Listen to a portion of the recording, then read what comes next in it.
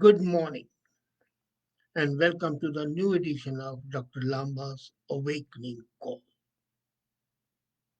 Freedom of expression is really the hallmark of a democratic society. As a matter of fact, freedom of speech is much more important than any other right. But then, uninhibited, unrestrained freedom can lead to hatred, can lead to bloodshed, wars, anything. And now we find that the upcoming social media is an instrument that can be used for the good, but many times it's used for the bad. And still, the worst part is that those industrial behemoths who control social media are apparently beyond any regulation. So,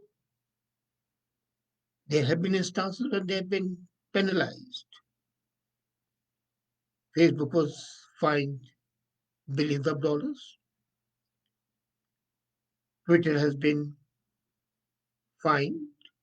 And there is a feeling in the administration and the political leaders that there's a need to not exactly restrict it, but lay down some rules, some regulations, so that there are certain confines, certain established social, moral, and political mores, and even economic. So last Thursday, the government unveiled the information technology rules in India, the rules that they seek to define the contours and for the oversight of social media as well as digital media. So it's not only the social media like Twitter, Facebook, LinkedIn, but even the digital media when the paper media is established as an e-newspaper, what they call it, or TV is going online. And then OTT platforms in the country. The worst is the OTT. So this was basically a desire of all bureaucrats, political leaders, and even the public, enlightened section of the public, that there must be some guidelines, some rules. There have been cases when the social media platform like Twitter has been accused of double standards. Look at the way they treated President Trump. So much so that the working president's account was suspended and then cancelled altogether. Then there were double responses, double faced response when the riots took place in Capitol Hill and in Red Fort. So there is a growing realization that the immense power wielded by the big technology companies and the concern that the governance of public affairs cannot be left in the hands of a few because these high-tech companies were basically behaving like monarch of all this survey. They thought that they are free to do whatever they want. So these new laws are the repudiation of the shield extended to social media, and that is under Section 230 of the Communication Decency Act in USA. That law provided legal immunity to internet companies for their content shared on their website. India says no, enough is enough. So these rules framed by the government of India are in fact the first salvo of the battle between the big technologies company controlling social media, digital media, and the Indian state. So this is a war between high-tech companies, rich companies, almost monopolistic, and a state government determined to assert its power. The battle lines are drawn. Now, what was the purpose of these laws, these new rules? Is threefold. The first purpose is to create a grievance redressal mechanism for timely resolution of complaints. So, platforms are directed to appoint grievance officers, acknowledge a complaint within 24 hours, and resolve them in 15 days of receipt. Good. Somebody threatens to murder me, say, and it does happen, and no action is taken beyond the fact that the person may be warned or that post may be removed, or at the most, the person may be account may be suspended for a period of say 3 days, which has no meaning. So, second purpose of the rule is to bring about transparency and accountability with regard to social media as well as digital platforms. So, by asking them to appoint compliance officers who shall be responsible for ensuring compliance with the laws, and they'll also publish monthly compliance reports. Good, nothing wrong with that. Third, to ensure a degree of uniformity between the rules that govern the print and TV media and online media platform. Now, this is crucial. There have been rules for the print media, there have been strict rules for the TV media, but online media platforms were practically exempt, and the social media was exempt. So now there'll be a level playing field. This will be real competition. And these rules have been because there have been fundamental ways the social media is impacting the economic structure and the social structure of the country. So, how would these rules affect the companies and the consumer? That's an immediate concern of the people.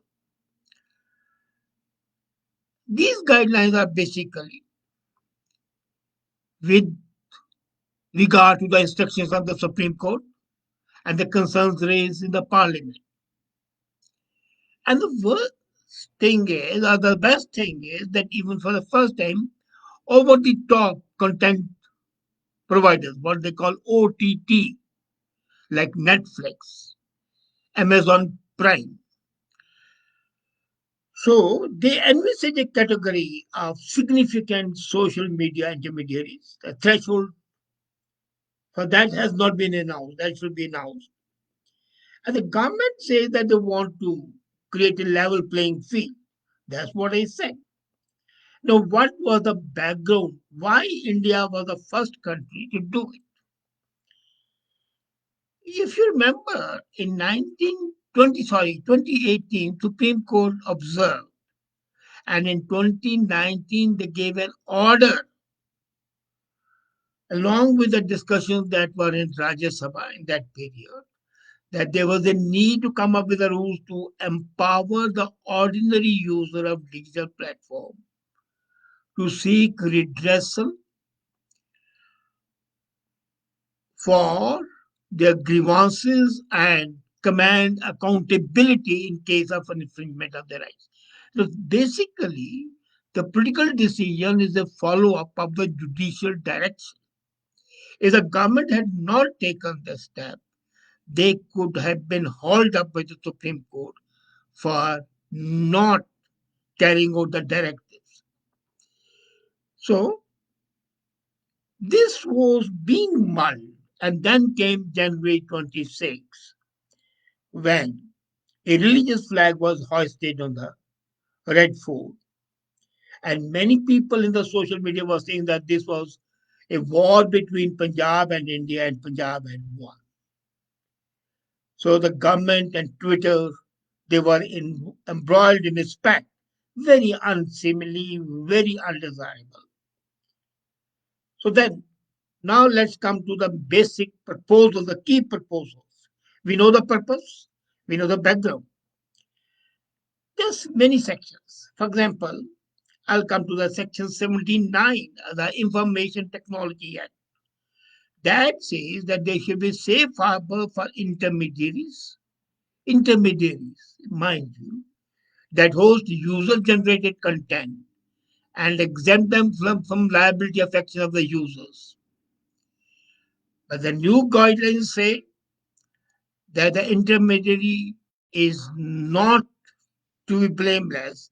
They have to ensure an element of due diligence. This is good. Why should platforms like Twitter, YouTube, WhatsApp, Facebook have unlimited return on the investment but no liability? So, as I said earlier, there's a redressal mechanism that mandates is a compulsory, is obligatory for the intermediaries and social media to ensure the action. The question is, can they be removed from the social media? The rules are very clear that there are 10 categories of content that social media should not host. So now, this is the real restriction. Social media is directed to ensure that 10 categories shall not be posted. And they are, I read, the threaten the unity, integrity, defense, security, or sovereignty of the country, friendly relations with foreign states. So this would be of interest to Canadians where the government and the elected MPs interfere in the internal affairs of India. But India says no, Indians cannot interfere in the internal affairs of Canada. So the content of that can be published here in Canada, but not in India. So anything which threatens public order, causes incitement for the commission of any cognizable offense, prevents investigation of any offense, or insults any foreign state. Now, it's not only the protection of the Indian state, but also of the foreign states. Next, if it's defamatory, obscene, pornographic, pedophilic, invasive of privacy of somebody else, including bodily privacy, racially or ethnically objectionable, relating to or encouraging money laundering or gambling, are otherwise inconsistent with or contrary to the laws of India. So it's an omnibus. Anything can be interpreted. When you say not insult a foreign state,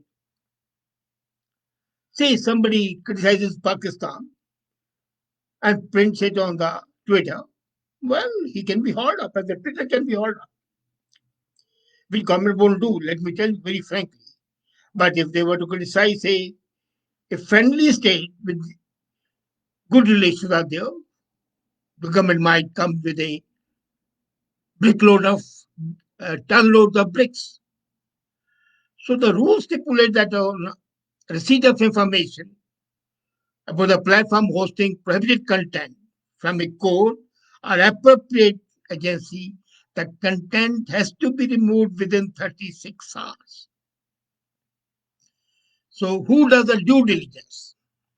As I said, the grievance officer is there, the compliance officers would be there, and they would also have to appoint a nodal contact officer who will be available 24 by 7 to coordinate with the law enforcement agencies. Now, 24 by 7, when they say, a police inspector can pick up the phone and say, hey, come here, we want you to explain. And if the guy is not there, this is illegal and the whole platform can come tumbling down. Then the monthly report has to be published, giving the details of the complaints and the action taken. And these rules are coming in effect tomorrow. 1 week's time was given. So due diligence requirement will come into effect after 3 months. Rules are effective tomorrow, but the due diligence will come after 3 months. Now, what are the penalties? They are liable for punishment for any violation under the provisions of the IT Act and the Indian Penal Code. And it makes interesting reading. The offenses under IT Act can range from tampering with documents, hacking into computer system, publication of content for fraudulent purposes, and the punishment is minimum 3 years, goes up to 7 years, and minimum fine of 2 lakhs. Upper limit is not there. So any person who tampers with, conceals, destroys, or alters any computer source intentionally has to pay $2 lakh, 2 lakh rupees plus jail of 3 years or both. If a person without the permission of the owner or any other person damages the computer of anybody else, he is liable to pay a penalty of up to 5 lakhs or and jailed up to 3 years. There is any person writing and the media publishing sexually explicit act or conduct. First offense, penalty of 10 lakhs and punishment of 5 years. Second instance, 10 lakhs and 7 years jail. Executors of the intermediaries who do not act accordingly can be jailed for 7 years. You see, the IT Act of 2000 that defines privacy in India does not deal with any penal offense. They say there can be compensation to the person, but no penal offense. Now, Section 72 of the IT Act has been there incorporated, and there's a punishment, even imprisonment. And that act says that there can be imprisonment even if the user is not aware but has unknowingly disclosed some information. Now, what does it mean for the consumers? That's the important thing. The OTT services given by, say, YouTube, Netflix, there are 5 categories. They are based on age stimulation. There is universal, up to 7 years. Then is universal, up to plus 7, up to 13 years. Then universal plus 13, and so on, which is normal. There's nothing wrong with that. The government has emphasized self regulation as a way forward. That's why the compliance officer and the nodal officer has to be there. Now, how effective it would be?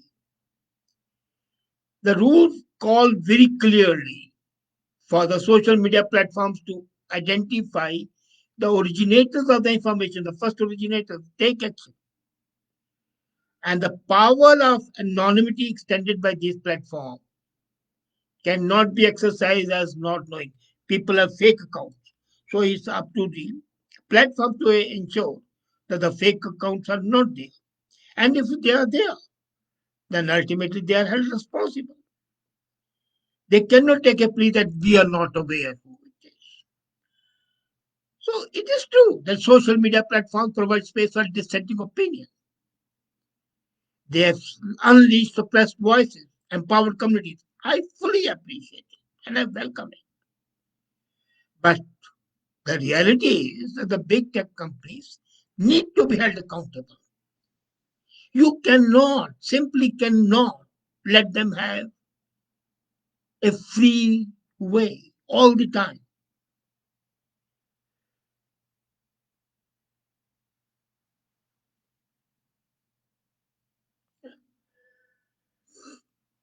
These rules will make them accountable.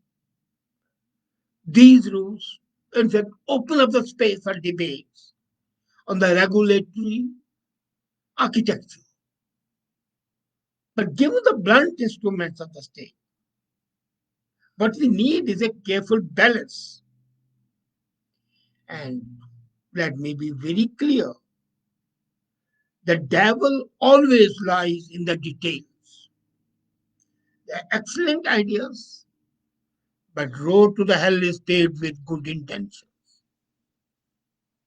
How they are implemented, how the big tech companies respond, react, that is yet to be seen.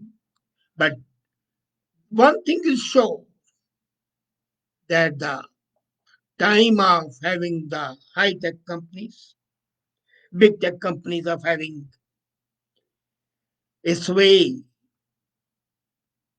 on whatever they did, for Mark Zuckerberg and Jeff Bezos to be the monarch of all this survey, that era is over. If the era of unrestricted monarchies and political system is over, so is the era of. And India is set an example, and you can be sure this will be followed by many countries, particularly by Australia and European Union. This is going to be the lighthouse for regulating unregulated, free-ranging social, digital media, and OTT. Let's see how the things go.